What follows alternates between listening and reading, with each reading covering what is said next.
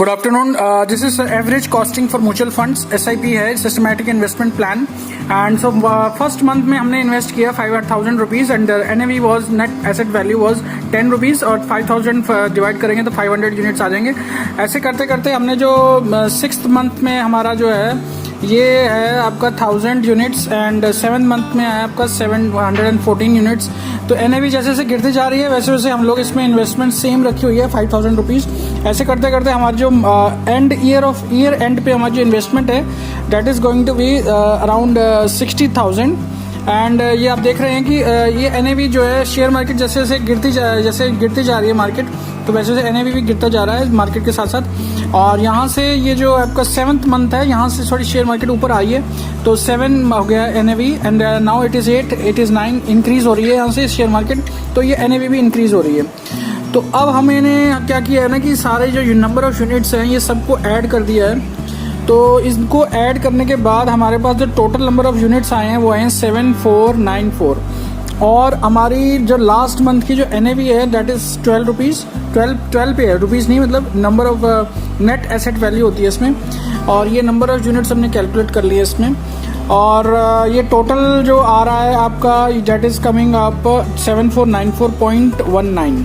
सो ये हमारा टोटल आ गया है. तो अब हम इसको क्या करेंगे कि करंट NAV से मल्टीप्लाई कर देंगे. तो total number of units is 7494.19. इतने यूनिट्स आ गए. और हमारी जो करंट NAV की वैल्यू है net asset value that is 12. So now the total amount becomes total amount जो हो जाएगा वो हो जाएगा 12 इंटू 7494.19 क्योंकि जो नंबर ऑफ यूनिट्स हैं और जो आपके टोटल अमाउंट है दैट इज मल्टीप्लाइड. सो हमारा जो टोटल अमाउंट बनता है वो बनता है 89,930.28 यानी कि 89,930.28. तो वी इन्वेस्टेड, हमने कितना इन्वेस्ट किया था क्योंकि 5,000 पर मंथ इन्वेस्ट किया तो 5,000 इंटू 12 दैट इज 60,000 हमने 1 ईयर में इन्वेस्ट किया था जो कि हमारा बन गया है 89,930.28. सो द नेट प्रॉफिट, क्योंकि हमें लॉस तो हुआ नहीं इसलिए हमें यहाँ पे प्रॉफिट लिख दिया क्योंकि हमारा जो आया है 89,000 इसमें से माइनस कर देंगे 60,000 को. तो हमारा जो नेट वैल्यू आ रही है that is coming out to be 29,930.28. तो this is in rupees, this is our profit for 12 months. मतलब हमारे 12 महीने में प्रॉफिट हुआ है 29,930.2. सो इसमें पर मंथ हमारा जो प्रॉफिट हुआ है वो है 2494.19 profit. So net profit equal to 50%. 50% कैसे? क्योंकि हमने 5,000 पर मंथ इन्वेस्ट किया था तो उसका आधा जो है वो होता है 2500 के आसपास हो रहा है. तो इसका हाफ कर दिया था मैंने. तो इसका मतलब 50%, हाफ को 50% बोल देते हैं. और अगर ये मतलब जैसे ये अब नेक्स्ट अब आपको बताता हूँ मैं कि जो शेयर मार्केट से आपको कैसे प्रॉफिट लेना है टोटल में. सो पहले तो एवरेज कॉस्टिंग इसको इसलिए बोलते हैं क्योंकि इसमें एवरेज होता जाता है. सो सपोज हमने इसमें कोई NAV नहीं होती और ना ही इसमें कोई आपका मतलब यूनिट्स होते हैं. इसमें होते हैं जैसे हमने फर्स्ट मंथ में 5,000 रुपीज इन्वेस्ट किया and the share price was 500 rupees. तो नंबर ऑफ शेयर्स हम कैलकुलेट कर लेंगे 5,000 divided by 500 that is equal to 10. तो हमने फर्स्ट मंथ में 10 शेयर्स थे. सेकेंड मंथ में क्या हुआ कि शेयर गिर गया, जैसे गिर जाता है शेयर मार्केट ज़्यादातर गिरती है.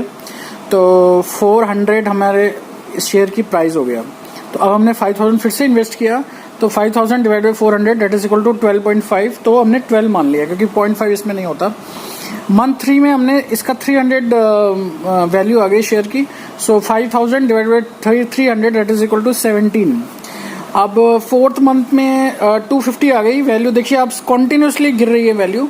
500 थी, अब 400 हो गई, अब 300 हो गई, अब 250 हो गई, अब 200 हो गई. तो ये 200 पे हमने 5,025 शेयर्स आ गए. ऐसे 100 हो गई और यहाँ पे 50 हो गई यानी कि 500 का जो शेयर था वो उसकी अब कॉस्ट हो गई है 50 रुपये की. अब हमने क्या किया है 500 रुपये में हमें मिल रहे थे 10 शेयर, अब 50 रुपये में हमें मिल रहे हैं 100 शेयर. तो हमारे जो शेयर्स हैं वो बढ़ गए, ये वाले जो शेयर्स हैं ना वो बढ़ गए, 10 टाइम्स हो गए. देखें. और 8th मंथ में आपका जो शेयर है वो 100 रुपीज़ का हो गया सपोज कीजिए. तो 5,000 divide 100 it is equal to 50. ऐसे 150 का हो गया, फिर थोड़ा 300 का हो गया. 300 का आपका हो गया 10th मंथ में. और 11th मंथ में ये हो गया 550 रुपीज़ का। तो हमने इसको 5000 को सबसे डिवाइड करते जाएंगे और लास्ट में अभी जो करंट इसमें आ रहा है 12th मंथ में, डेट इज़ 5000 डिवाइडेड बाय 700। तो हमारे पास लगभग 7 शेयर्स आ गए। तो हमने क्या करना है ना, इसमें टोटल जो हमने पूरा इन्वेस्टमेंट किया था फर्स्ट मंथ से 12 मंथ तक, उसका टोटल इन्वेस्टमेंट हो गया है, नंबर ऑफ शेयर्स आ गए 349। हमारी इन्वेस्टमेंट है 60,000 की। तो अब हमारा जो शेयर की वैल्यू है डेट इज 700 और हमारे पास शेयर्स हैं 349।